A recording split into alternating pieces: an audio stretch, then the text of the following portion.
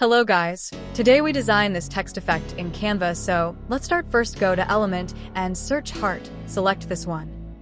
Increase the size and place center of canvas.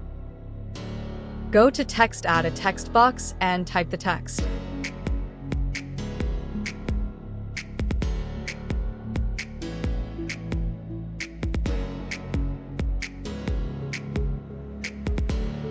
Go to Font and select Font Laura. Italicize the text.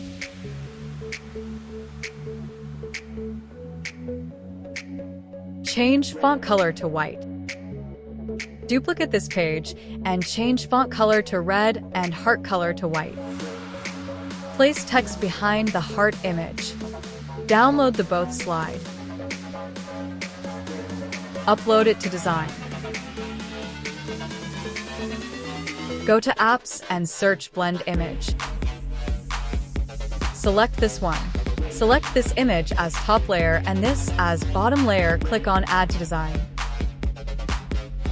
Go to Adjust and click on Auto Adjust. Increase intensity to 100. And this is the final result. I hope you like this tutorial. Subscribe to channel to learn more about Canva. Thank you for watching.